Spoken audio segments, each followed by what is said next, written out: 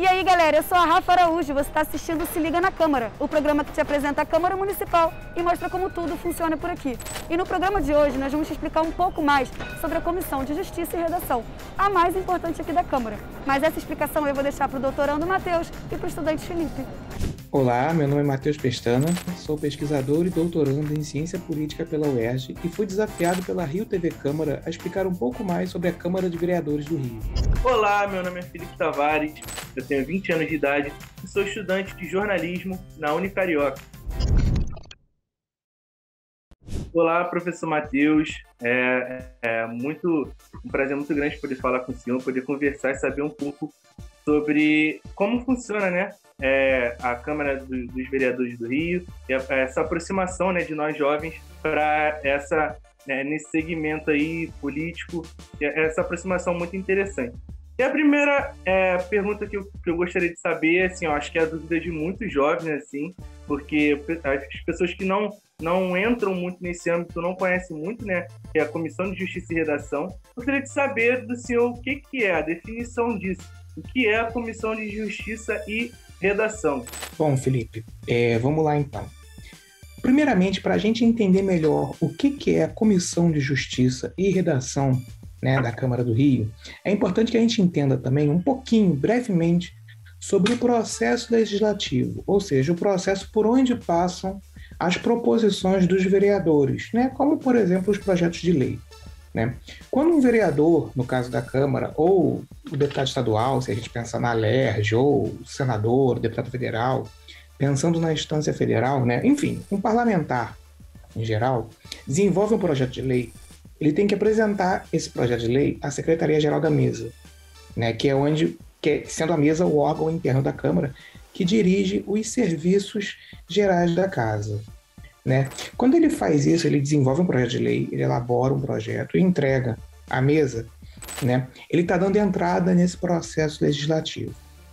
A Secretaria-Geral, então, tem a função de despachar essa proposição para as comissões da casa. E o que são as comissões, né? E aí a gente já vai afunilando um pouco mais na direção da sua pergunta.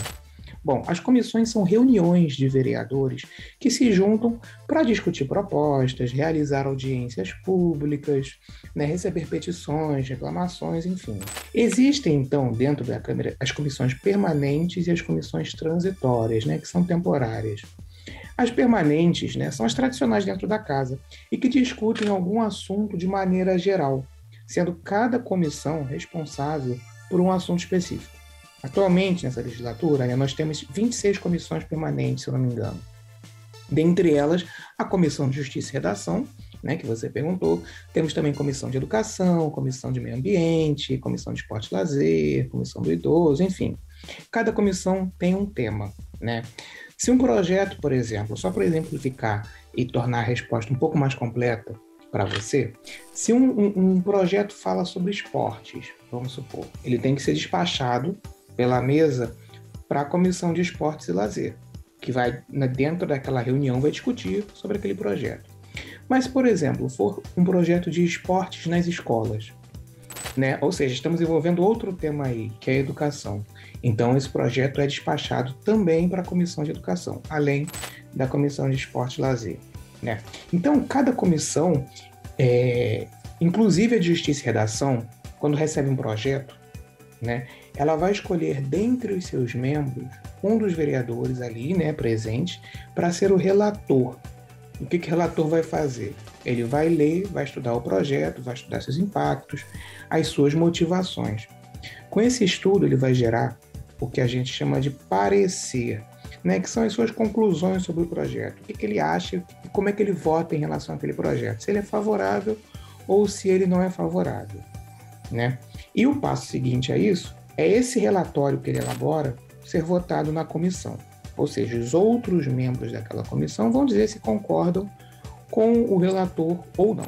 Se o relator tiver sido favorável ao projeto, né, o que está sendo em jogo ali é a concordância com o relator. Então, se o relator é favorável, os deputados votam se concordam com o relator. Se ele é desfavorável, eles votam se concordam com essa desfavorabilidade. Né? Então, agora, para finalizar e responder diretamente a sua pergunta, A temática da Comissão de Justiça e Redação, que é realmente a comissão mais importante dentro da Câmara, até porque ele é a primeira comissão, né, é avaliar se aquele projeto de lei, né, que o vereador desenvolveu, que o vereador elaborou, está de acordo com a Constituição, com as leis, com o regimento da Câmara, né? Então, esse relator, dentro da comissão, vai elaborar um parecer falando se ele é favorável à constitucionalidade daquele projeto ou não.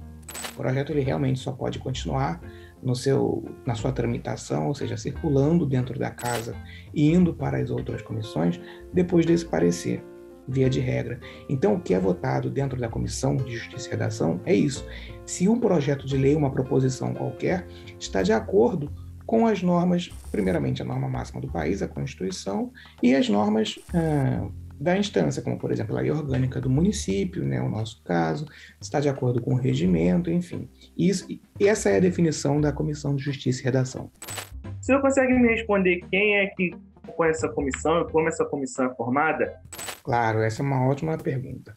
Bom, a gente consegue pressupor que, por ser a comissão mais importante, ela também seja a comissão mais disputada, certo? Já que todos os projetos passam por ela, né? É normal que a gente encontre, geralmente, os vereadores de acordo com a sua afinidade eleitoral ou da sua base nas comissões temáticas de acordo com aquilo. Por exemplo, vereadores que são professores geralmente são encontrados em comissões de educação. Vereadores que são esportistas ou que têm uma base eleitoral que fala sobre esporte tendem a se direcionar para a Comissão de Esporte e Lazer. A Comissão de Justiça e Redação ela é mais geral, ela é muito importante, né? Mas a formação dela segue basicamente a norma do regimento, né, das comissões permanentes. Né? Se você um dia for pesquisar o regimento da Câmara e tudo mais, como as comissões são formadas, está entre os artigos 59 e 67 do regimento interno. Então, vamos explicar um pouco como é que acontece essa formação, né? Por exemplo, a formação se dá se baseando na própria distribuição dos blocos parlamentares e partidos na casa. Então, por exemplo, se é um bloco, que é um conjunto de vereadores, né, que ele é majoritário, ou seja, ele é a maioria ali dentro, ele também tem que ser a maioria nas comissões. É preciso que haja uma equivalência, uma paridade sempre que possível. Nem sempre isso é possível, mas na maioria das vezes isso é possível e importante. A única exceção na formação das comissões que não segue essa regra básica é a Comissão de Defesa da Mulher, no qual apenas participam as vereadoras eleitas. Agora, como é que essa escolha dos membros é acertada, né? Essa escolha dos membros é feita a princípio por uma conversa, uma concordância dos líderes partidários ou líderes dos blocos, né, que são os presidentes de cada bloco que concordam entre si. Essa comissão é o vereador tal, essa comissão eu quero o vereador tal, todos concordam entre si. Mas vamos supor que não haja essa concordância. Aí acontece uma eleição, né? Isso é na primeira, segunda semana da sessão legislativa, que é o período do ano, né? Então, cada vereador vai poder votar em um nome para cada comissão e os mais votados, né, uma regra simples, dos mais votados em cada comissão se tornam membros. Agora, como em toda comissão, existem 3 cargos relevantes, digamos assim. O presidente, né, que vai dirigir as funções gerais daquela comissão, enfim, vai receber os despachos, vai despachar também. O vice-presidente, que vai auxiliar e vai ocupar também a presidência na ausência do vice-presidente. E o vogal, que é um membro com direito a voto. Esses cargos são escolhidos logo na primeira sessão da comissão. Quando acontece a primeira sessão da comissão, o membro mais velho daquela comissão vira o presidente interino, né? Ou seja, temporariamente, só para dar prosseguimento à eleição. E aí os membros da comissão votam em quem eles querem como presidente, vice-presidente e vogal. Enquanto não for resolvido quem vai ser o presidente, o membro mais velho continua como presidente interino. Logo após essa eleição, então, os eleitos tomam posse dentro da comissão e aí eles precisam cuidar dos serviços da administração da mesma, né? Cada parlamentar ele pode estar presente em no mínimo 1 e no máximo 3 comissões, né? Ele não pode faltar, ele tem um limite de 5 faltas, se eu não me engano, então se ele faltar mais que isso e não justificar sua falta, ele pode perder o cargo na comissão e não vai poder assumir na mesma sessão legislativa. Isso é importante porque garante que haja o engajamento, né, do parlamentar em relação ao seu eleitorado, ou seja, nós não faz risco de abandono, né? Não faz... Isso, ele tem que cumprir a sua função. Se ele não cumpre, ele está em falta, digamos assim, com o seu eleitorado, com a população que o elegeu, não só a população que o elegeu, mas toda a população, então ele, de certa forma, é punido por isso. Mas, em geral, isso não é uma prática recorrente na Câmara do Rio. Os vereadores, enfim, seguem os preceitos, comparecem, demonstram essa proximidade entre o poder público e a sociedade civil. E agora a gente vai para um rápido intervalo. Se Liga na Câmara volta já já para você continuar aprendendo sobre a Comissão de Justiça e Redação. E o Se Liga na Câmara tá de volta e agora eu quero te fazer um convite.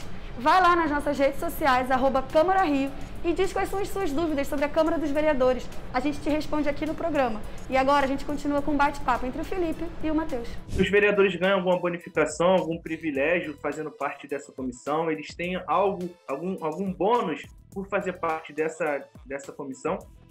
Bom, na realidade, a bonificação principal é servir ao povo que o escolheu, certo? Mas é claro que o fato dele estar presente na comissão mais importante concede alguns poderes, né? Porque, por exemplo, a Comissão de Justiça e Redação, né, ela não só avalia a constitucionalidade dos projetos de lei, ela tem algumas outras funções, né? Digamos assim, ela também vai escrever a redação final do projeto, a redação do vencido, né? Ela reabre discussões, ela recebe sugestões de proposições de iniciativa popular, ou seja, quando a sociedade civil, o povo, tem a iniciativa de criar um projeto de lei, né?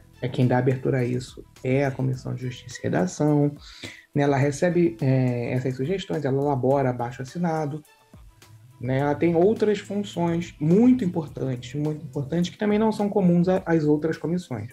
E tem uma função importante também, que é opinar, quando solicitado pela mesa diretora da casa, sobre qualquer aspecto legal, constitucional, jurídico ou regimental, né? Por exemplo, de conduta parlamentar, que é quando, por exemplo, acontece que algum vereador faz um atentado à ética ou uma violação do decoro, né, que é a boa conduta, né? O vereador ele tem que seguir as normas éticas e morais, e quando ele viola isso, né, ele é levado à Comissão de Justiça e Redação para opinar se aquilo realmente violou ou não, se aquele ato praticado por ele violou ou não, para ser então encaminhado para dar prosseguimento ao processo. Então essa, na verdade, seria a bonificação. É um poder, digamos, a mais que os vereadores têm, o que torna a comissão bem disputada. E agora eu vou interromper o papo dos dois rapidinho para te mostrar um lugar aqui na Câmara que eu tenho quase certeza que você ainda não reparou que existe. Bora lá?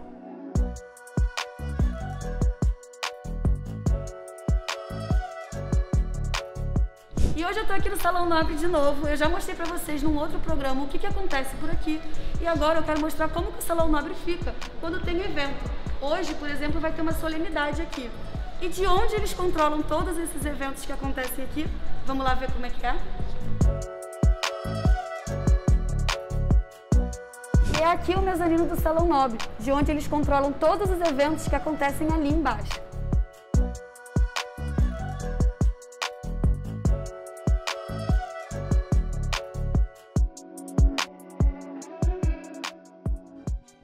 O que acontece se a Comissão de Justiça e Redação não aprovar um projeto de lei? E se tudo der errado?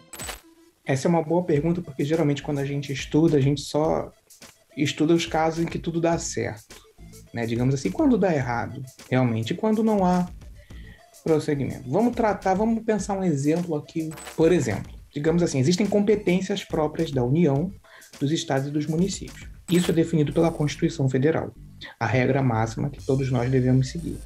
Todos os projetos de lei precisam estar em consonância com a Constituição. Então, vamos supor, um vereador qualquer fez um projeto de lei que verse sobre exploração de ouro no município do Rio de Janeiro. Um caso bem hiperbólico mesmo, tá? A competência, segundo a Constituição, para para um projeto de lei sobre isso existir é da União e não do município. Ou seja, o município não pode legislar sobre minério, sobre exploração de ouro, enfim. Então, se um projeto de lei como esse chega, dá essa entrada, né? O vereador autor dá a entrada, esse projeto chega à Comissão de Justiça e Redação. O que acontece? Bom, o vereador relator, né, o relator desse projeto vai ler e certamente ele vai falar que ele é inconstitucional, ou seja, vai declará-lo pela inconstitucionalidade.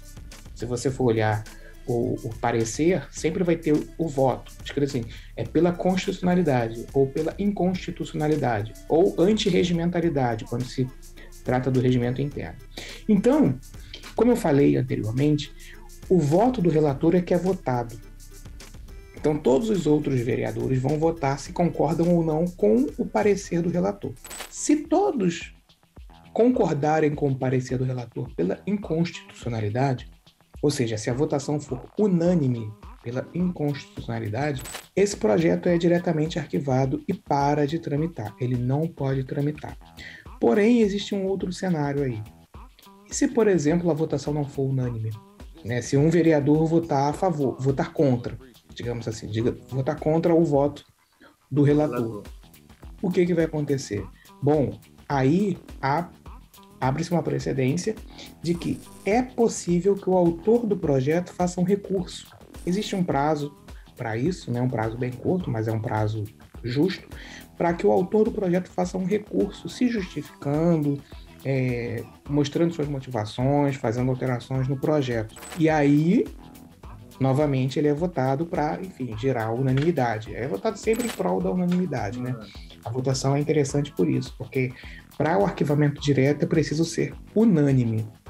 Então, por exemplo, para um projeto ser considerado constitucional, ele precisa estar de acordo com a competência do município. Então, esse do exemplo, né, sobre exploração de ouro, minérios, enfim, foge à competência do município. Mas vamos pensar num exemplo de um projeto que siga a competência. Vamos supor sobre bibliotecas em escolas municipais. Está completamente de acordo com a competência do município. Então, certamente, dentro da Comissão de Justiça e Redação, esse projeto vai vigorar como pela constitucionalidade, ou seja, ele está de acordo com as normas do país. Muito obrigado, professor Matheus. Essas foram as minhas dúvidas. Muito bom, né, a gente aprender um pouco mais sobre, um pouco dentro, né, sobre a política aí da cidade do Rio, que às vezes a gente fica meio deslocado, não sabe muito bem o que a gente está fazendo, porque nós, como jovens, né, nós vamos definir e decidir o futuro do nosso país. Eu que agradeço e reitero que é muito importante a participação, principalmente dos jovens, mas de toda a sociedade civil, cobrando, propondo, muitas vezes assistindo principalmente a TV Câmara, porque é o que aproxima realmente o poder do povo. Lembrando que a Constituição define que o poder pertence ao povo, certo? Então é importante, extremamente necessário que haja sempre essa ligação. Primeiro, pela abertura de canais do próprio poder público e também do interesse da sociedade em estar perto, estar junto, sempre fiscalizando e fazendo seu trabalho cidadão, que é participar da política brasileira e carioca, principalmente no nosso caso.